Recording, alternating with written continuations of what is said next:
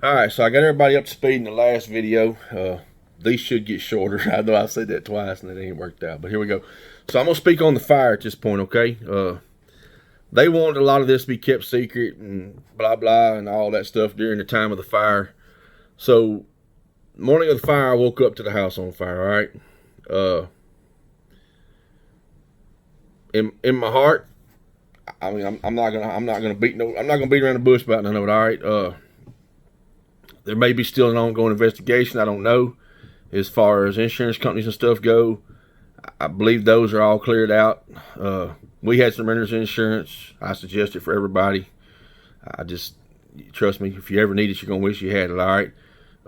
I know they had insurance. So let that be on, be gone. So the morning of the fire, I woke up to the house on fire, all right? We got out, thank God. Yes, the situation was definitely suspect. Accusations started flying early. It wasn't from us. We've been actually pretty silent up to this video right here, okay? Morning of the fire started. Like I said, we don't know when it started exactly. I just know what time we woke up, what time we called 911. I got some other paperwork here from fire departments. Let's see what else I got here. Got some sheriff's office stuff with some times and things on it. I want to bring to light some stuff there to support some things I want to finally get off my chest. Here's the Shelby County Today write up about the fire and the suspicious circumstances and stuff, okay? There's some times and things put in these that I want to use to bring to light some things that I'm concerned about and have been for a while. Like I said, we didn't point no fingers. I made my thoughts clear to investigators and sheriff's office and so on and so forth. Okay. As did they. Now, they started first thing that morning, okay?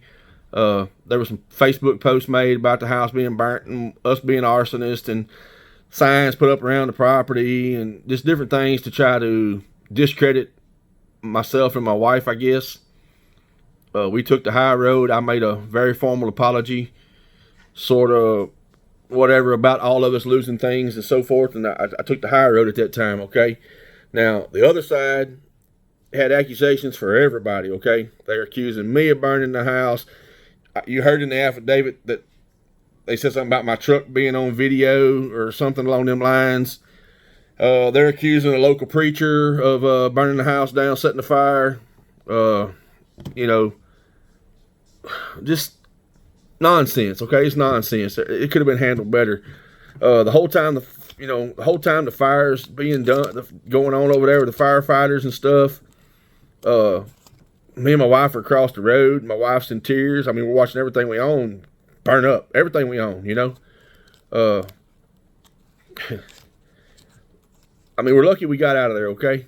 I mean, that's the fact of the matter. I mean, I didn't realize how lucky we were until I started discussing it with fire marshals, fire investigators for the insurance companies and things like that. It was a very emotional time, and it's still emotional to me and my wife as well when we try to talk about it. And I may not make it through this without getting emotional. I don't know. I'm trying to do better with things.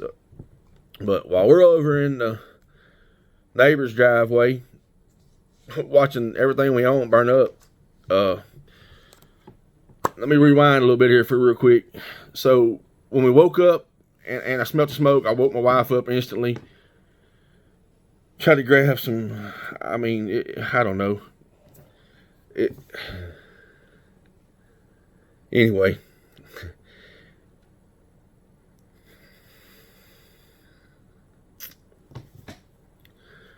Long story short, we could have died, all right?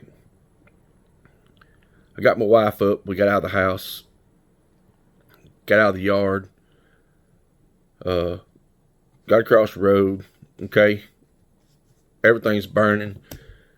Despite the fact that me and Mr. Tipton were in a severe argument and we were going back and forth on this eviction situation, I still had the courtesy for him to be my first phone call, pretty much, to let him know that the structure was engulfed, okay?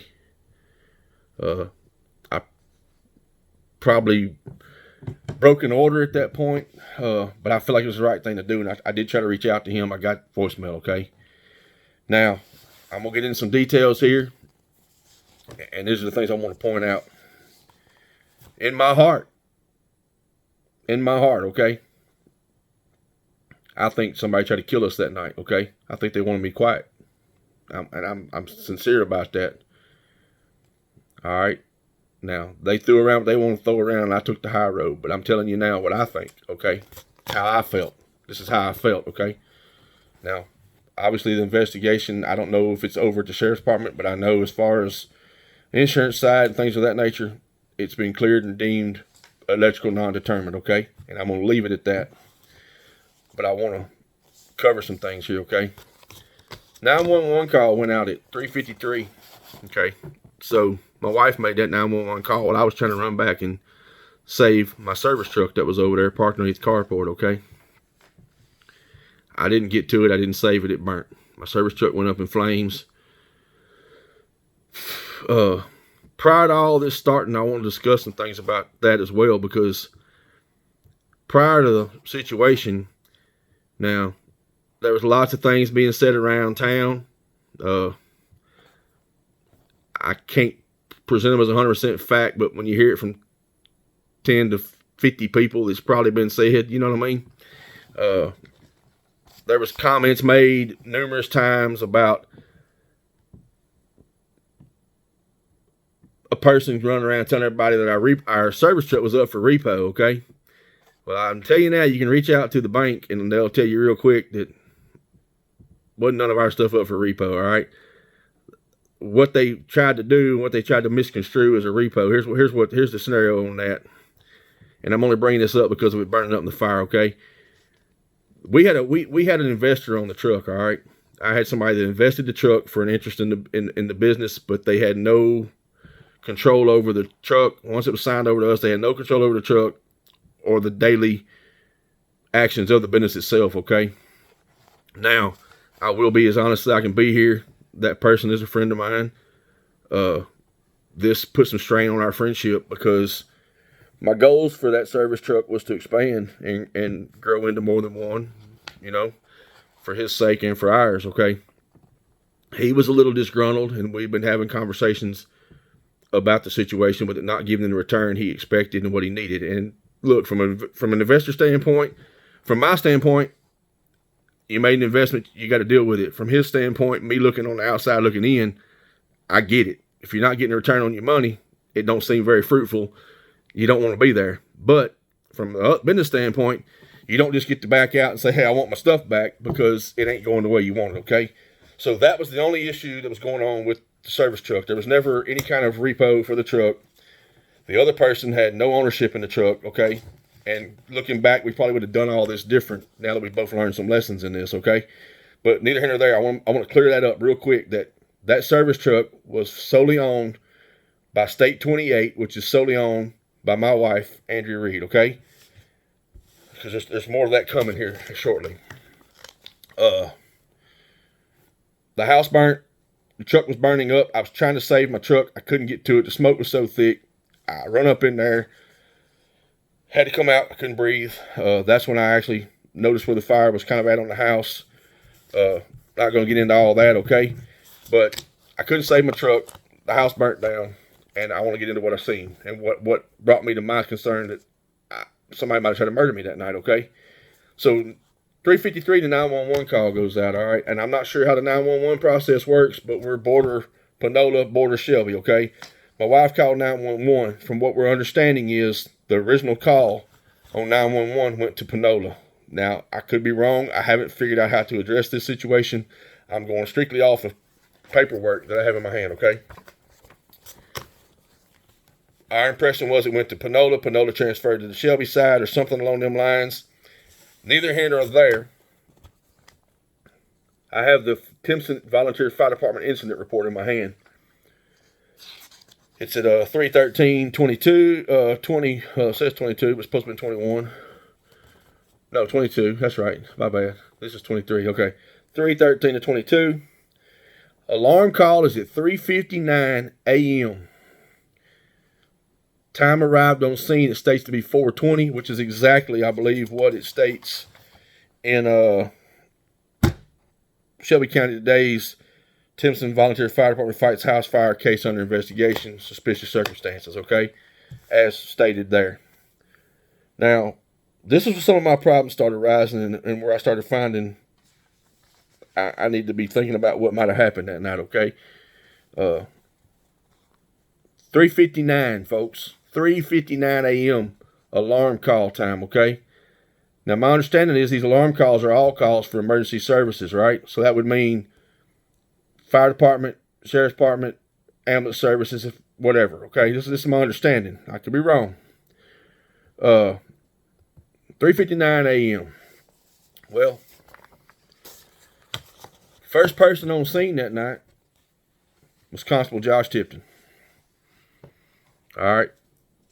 Now, be it as it may, take it how you want. I don't care. I just don't care at this point. I really don't. I don't care. I've got another piece of paper in my hand. Shelby County Sheriff's Department page here. It's a deputy report for the incident. Okay. These are public records. You can request these. They can give you what's not under investigation. Otherwise, you get kind of what we got here for now. So it gives you the stuff. Nature of the call. Nature of this report is arson. Location, precinct 5. The address for the structure. Obviously, you have offensive codes. Received by, who received it.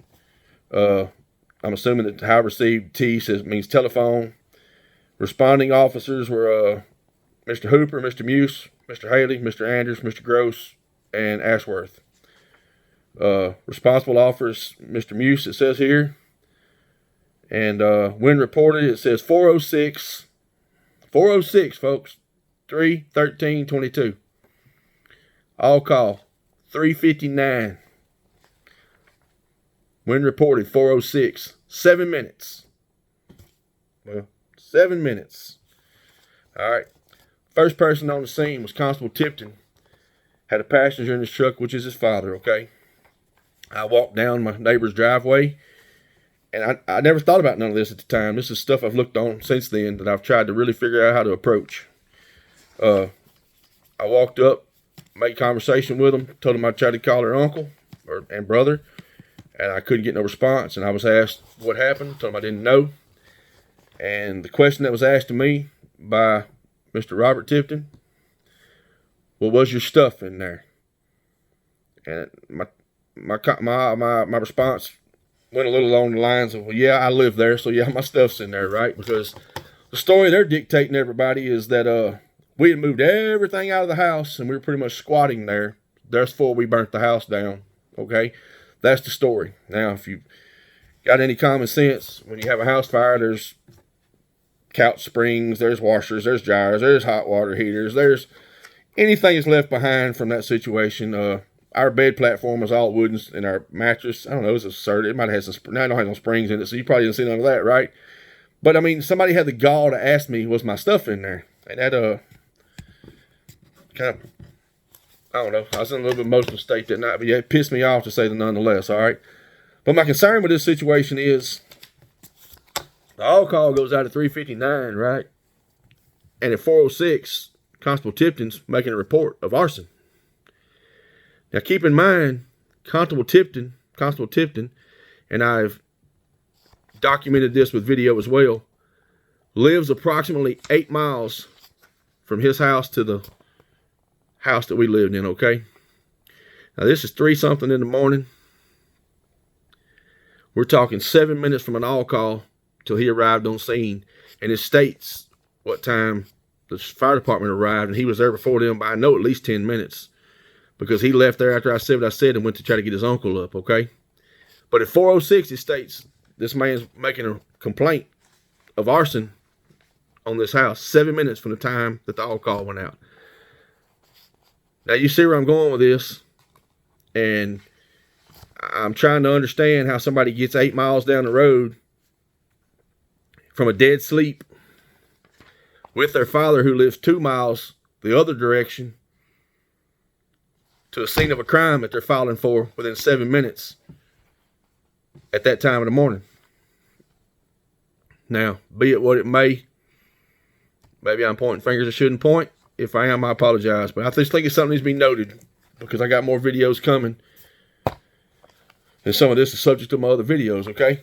But I'm trying to understand how that's possible, because I've drove that thing several times. I redrove it today and documented it again to make sure when I made my videos that I was really on board with what I was talking about. I'm bent on being correct, okay? I find that odd. It struck me really odd. These are still ongoing stuff, I believe, from what I understood today as I was trying to get more public records from the Sheriff's Department, that some of these cases are still open and can still be investigated, and therefore I can't get all the documents I want at this time, okay? But that struck me very odd. 359 all call, 406 on scene, filing a police report of arson, okay? So we're going to fast forward a little bit. I've made my point there, I believe. We're over in the driveway. You know, nobody even come and spoke to us. I mean, we are actually the tenants of the house. Nobody come and spoke to us. While the firefighters are fighting the fire, the Tiptons that arrived on scene, they're all over the place over there. They're just all over the place. Now, granted, it's their property, their house. I get it. But we're the victims at the time. That's our, everything we own was in there, you know. We've been the victims in this situation the whole time, but yet we were the ones being accused. Throughout the day, some other events transpired here. Remember, I mentioned earlier that there was accusations of arson, and a local preacher was accused of being an arsonist, and the same local preacher had requested prayer from my wife and myself, okay? And during the course of the day, at some point, my understanding is, several of the Tiptons, and I don't know who all they were, I wasn't there, proceeded to go to this person's church, and I don't know what the motive was, but they supposedly went there to have a discussion with the preacher, okay? I know who it is. I'm not going to get into that. I'm not here to call that situation out. The church decided to I did reach out to them. I definitely did. I had to respect their thoughts and their beliefs and so forth, that they handle things internally with that, although I really wished it could have been different in my heart, because it would have possibly maybe helped me with some of the nature of the mentality of the people I was dealing with. But I do understand from a pastoral view and their view on the Bible and the things it says, that they chose to handle this in-house. But those type of events did happen, okay? I hate that for those people, but I want that to be known that not only was I being accused of arson, so was other people, okay? So it is what it is. I understand that the Tipton's attorney was on scene. The fire investigator reached out to me. We spoke. Gave him my story. I don't think I was ever doubted. I do know the house fire probably changed my credibility to some people, because yes, it was suspect. It couldn't have come at a worse time for any of us, no matter what my beliefs are or what theirs are. We can only go by what the professionals come up with on an answer. And as I've stated earlier, it to the best of my knowledge, I don't know what the Sheriff's Department's got going on with it, and I can't speak on their behalf. But from my understanding it come back electrical non-determined. Somewhat of a peace of mind, but then again, you know, I still got questions about things, okay? So that pretty much gets us through the fire. Now, the situation I was speaking of on the service truck was this. So the service truck burned up. It was insured. There was no repo order on it. The gentleman that was an investor really had no claims to it other than small claims court or whatever, and it really wasn't that big of a deal once it finally after all this kind of took place. He was covered in our contract that if, you know, the business didn't make it, he would be compensated. But I like I told you before, I get it from his side that if your investment money ain't making money, then it don't make sense, right? Okay, so fine and dandy. My problem with this lies that we weren't allowed to go back to this scene for a number of weeks. we were trying to clear up some insurance things to get it, I mean, it's stressful enough as it is. You're homeless. One of your ways of making money or in your livelihood is burn up under a carport that was attached to the house. And then you're trying to get the truck out of there to get it in possession of the insurance company so you can get your bank paid and get your investor paid and hope that maybe you have $1 or $2 left, which neither here nor there, to where you can start moving forward with your life, whether it's a day later or a month later or whatever. Well, in the process of this, it could have almost turned ugly for my investor, and I hate that because he is a friend of mine. And so what happened was there was some some confusion with us and the insurance company at some point, at one point. And honestly to God, at this point, I wasn't very trusting of the Tiptons, for obvious reasons, and they probably wasn't very trusting of me. And I had been told something about a hole being dug or something to that extent, and my service truck was missing, right? The insurance company's calling me, telling me they can't find the truck. I'm assuming it's gone because they got the truck. And lo and behold, the truck's not where it was left at. So when it come down to it, I reached out to Josh, Constable Tipton, and asked him about the truck. And his response to me was the truck was returned to the title holder. And wrong answer, baby. Title holder at the time was Austin Bank. Okay. So what they done, or let me phrase that. I'm not saying Constable Tipton did anything. I'm going to say Donald Tipton, called my investor, right? And he told the investor that this is secondhand information, so I may not have it word for word. Don't, my understanding was he was told that he was approached by Mr. Tipton, and that Mr. Tipton told him there was no insurance on the truck, and that if he wanted the truck, he needed to come get it. Otherwise, they were going to haul it for scrap.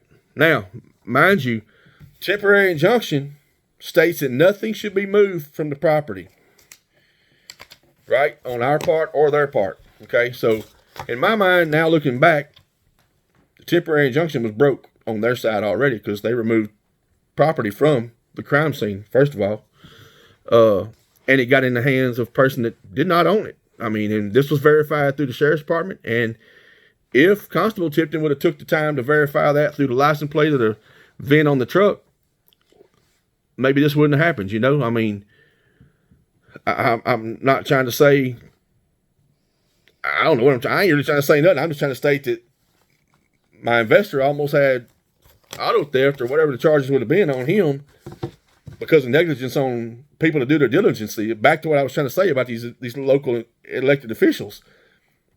If they're not serving the public the way they're supposed to, we don't need them in office, okay?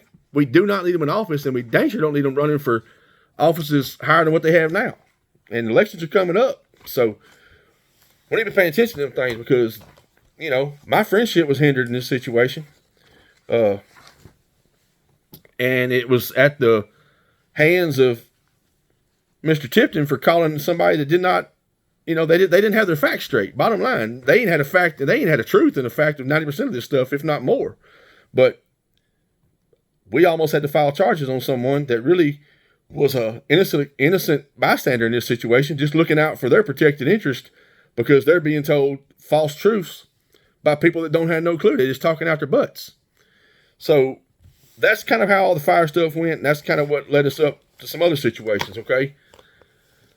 Like I said, in my heart, I feel like somebody tried to kill me that night. That's the way I feel. If it offends you, then it offends you. I don't care. I'm speaking on what I believe and what I feel, okay? My point is, we need to elect the right people. That's what this is all about. It's coming for the people that are corrupt and speaking to the public about getting the right people in office, because I don't want to see nobody else go through what I went through. I just don't. This has been harmful. It's been hurtful. It's been stressful. And my poor wife, my wife's the sweetest person in the world, unless you really, really piss her off. But she don't deserve to be going through all this. She didn't deserve it. She didn't deserve it at all. Mine and Donnie's issues should have never been about anything other than mine and Donnie's issues. You know what I mean? It should have never went as far as the business and stuff. We never missed no rent there. We didn't, we didn't do those things. We it just didn't happen that way. You know, there was no real cause to throw us out of anything, but he come after my wife and her business, so I took that personal, okay? But like I said, that's the situation with the fire. Another 25-minute video. I just can't get them no shorter. I'm trying. But that's the fire situation. That's what led into the protective orders and stuff, and we'll get back to that. Another video. I'll try to do that, and I'm trying to get them shorter. But that's the fire situation, and that's the truth, to the best of my knowledge, 100%. And like I said, I have some serious questions about these time frames, and I'm hoping we can get more clarification on it so I don't feel the way I feel. It is personal to me. It's very personal to me, but I don't want it to seem like a personal attack on anybody, including Constable Tipton. It wasn't an attack. It's just take it from my view. Please see my side of it, everybody. And it's very suspect to me, the time frames, because they don't add up. They don't add up at all. And that's questions I have. And like I said, I got more videos coming. So, and these people are still, I still encourage them, if we can find a way to reach out and get together and talk about this in front of the camera here and make it public for the people. I don't mind doing that, man. I really don't. I'm not so bitter I can't sit down and have an intelligent, mature conversation with anybody that I'm talking about in these videos, okay? I would love it. I would love to be able to give the voters what they need to see it. Transparency is what I think everybody needs. We need transparency, we need honesty, and we need integrity. And I stood up against people that I didn't think had that, and I'm fixing to stand up against some more, okay? But anyway, this is about the fire. I hope it sheds some light on what happened and reasons I feel the way I feel and the truths and untruths that were told.